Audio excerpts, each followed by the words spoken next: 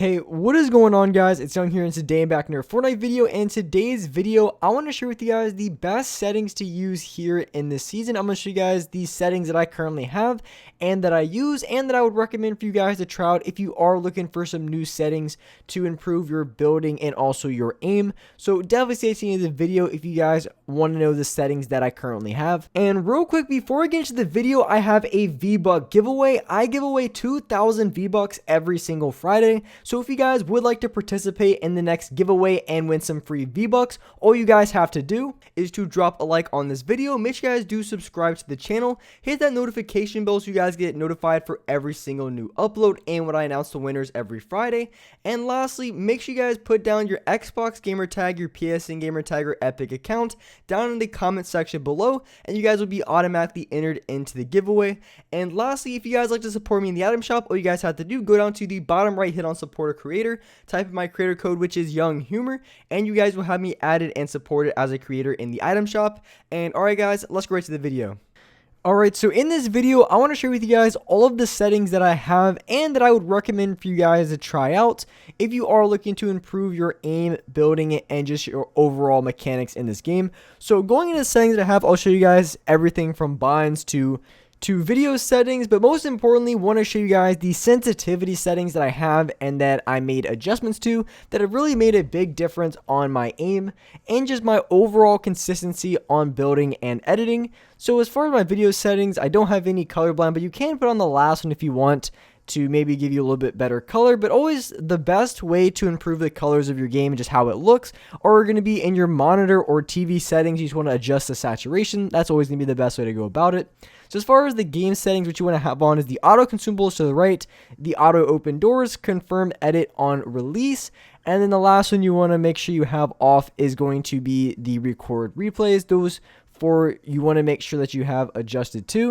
And as far as the HUD scale, I recommend anything from a 75 to 85. That's usually the best range to stay in if you are looking to be able to see your weapons and your map, but not being too big where it's taking up a lot of your FOV. And if you're in a box, just not being able to see around and kind of just losing that field of vision that otherwise you probably needed. So going into the controller options, so the sensitivities that I have a 1.9 building, a 2.0 editing with my horizontal and vertical speed at a 46% and a 44%. Now, something about these settings have definitely been the smoothest settings that I've had as far as sensitivities that I played on. I generally go for the faster, building and editing sensitivities. I like that speed, but over the past, couple weeks, I feel like I haven't been as consistent as I wanted to with my builds and edits. So I'm more on a smooth type settings. It's settings that you can go fast if you need to, but these are probably, like I said, the smoothest settings that I have used in a while as far as what I normally plan. Obviously, there is smoother settings to use if that's your thing, but as far as an overall sensitivity that's kind of good at every little thing, I think this sensitivity is a little bit smoother and I like it a ton. But one change that I have is a little bit faster of a horizontal speed. I have a 46% for my X sensitivity, which is great if I'm ever going to tunnel, if I'm ever building walls to my left or right. So having that little bit extra speed really makes a big difference when I'm tunneling up, when I'm just quickly making walls, going for quick builds and quick flicks with my shotgun. Makes a big difference in that area. So I do recommend having just a slightly higher horizontal speed just for those reasons. When you're turning left to right, you have a little bit more speed on your sensitivity, and it can help out a little bit more when it comes to flick shots. You're able to look, from left to right faster, but mainly the reason I have a higher horizontal is for being able to build a little bit quicker to my left or right. So if I'm in a gunfight and I get third partied from my right side, I'm able to build to that side a lot quicker. And that's the main reason why I have a little bit higher horizontal speed, just protecting myself from third parties a little bit better. But it can give you a little bit of accuracy boost when it comes to hitting your flick shots because you're able to flick a little bit quicker looking from left to right. So those are going to be the sensitivities that I have for my building, editing, and my look sensitivity. So the next sensitivities and the other ones that I have as far as my aim down sights, I have a 10% on both. Now the ranges you want to stand is going to be probably from 10% to 14%, that's the best ranges to stay in, and maybe up to 15 if you're feeling it. I wouldn't go below 10%. I mean, if you want to be on 9, you can, but I really wouldn't go anything below that. Otherwise, it's going to be just too slow to aim at other players. So you want to make sure that you're on between 10% and 14 or 15. That's generally the range that you want to stay in for the best accuracy when it comes to long range and close range. I have a little bit of a look dampening time. This is something that's a preference, but I feel like having a little bit of a look dampening time on just gives me a little bit more a slowdown when it comes to my AR shots from range.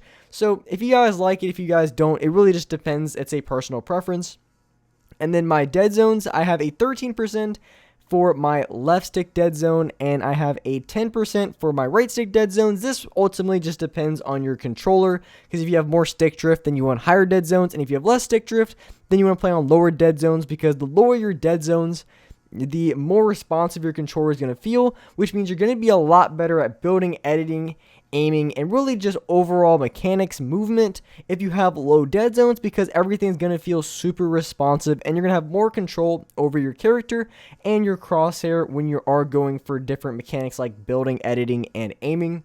And generally speaking, if you are looking to improve your accuracy, you really just want to stay in close ranges, because when it comes to, getting eliminations in Fortnite, pretty much almost every single one of your kills, you're going to be using your pump shotgun and, give or take your SMG or AR, but you're going to be using your shotgun almost every single fight, meaning that if you want to be able to be a much better player in the game, you want to improve your shotgun accuracy. So you really want to just utilize, and you want to have the best X and Y sensitivity that works for you. I think when it comes to aiming down your sights, it really comes to a personal preference on how much of a slowdown you want from longer ranges. But if you want to be able to win a lot more gunfights here in this season and the current meta, then you want to just completely focus on close range fights and having the best sensitivity for that. So going into my binds that I have, I play with 4 paddles, so my binds are look a little bit different for yours, but I wanted to show you guys the binds that I have. I have a ton of videos on the best binds to use if you guys play with like non-paddle, non-claw, which the majority of players play on that. Some of you guys have scuff controllers, some of you guys play on claw, some of you guys use elite controllers, but these are the settings that I have for 4 paddles. So my left on the D-pad is bound to my upper left paddle. My upper right paddle is bound to the edit button, which is the right on the D-pad. My A button is bound to my bottom left paddle, which I use to jump. And then my bottom right paddle I have for when I place my traps, or, I was about to say launch pads, but launch pads aren't in the game anymore. So that's bound to the B. That's how I place like my traps and my bounce pads. So these are just all the settings that I have, and you always want to make sure that when you're going to rebind your controller, that if you do change your crouch button, you want to make sure you have the crouch/repair, because I had that mistake when many months ago when I was changing my binds around. I only had the crouch, I didn't have the crouch/repair, so I wasn't able to repair my structures, which is an extremely important thing to do if you're ever in a box and you want to just get more HP on the wall without having to break it and waste more materials. You want to make sure you have the crouch/repair on. And then for my edit controls, the only ones that I have here is my reset button is on my right stick, and then my confirm is on left trigger. I think for really any type of player, I think having your confirm as left trigger is the most comfortable and best confirm button to use. As far as the reset, most people either use the right stick or they use the right bumper. One of the two is what most people end up using for their edit controls, but I find these edit controls to be the most comfortable, left trigger being the confirm button. I used to have it on my upper left paddle, but ever since they added the confirm on release, I ended up putting that to left trigger and then putting my upper left paddle to pickaxe. So that's what I've been using for my binds, and those are all of the binds that I currently have with the 4 paddles that I do. But if you guys do play with non-paddle, non-claw, just type in Young Humor, non-paddle, non-claw best binds, and you're going to see like probably 2 or 3 videos of some different binds to try out that are going to be the very best binds to use for you. if you guys are looking for that. But with that being said, that's wrap it up for this video. If you guys enjoyed this video, if you found this video very helpful, make sure you guys do drop a like. Make sure you guys do subscribe to the channel if you guys are new. Hit the notification bell so you guys get notified for every single new video. I do live stream every day on this channel at 4:30 Eastern Standard Time.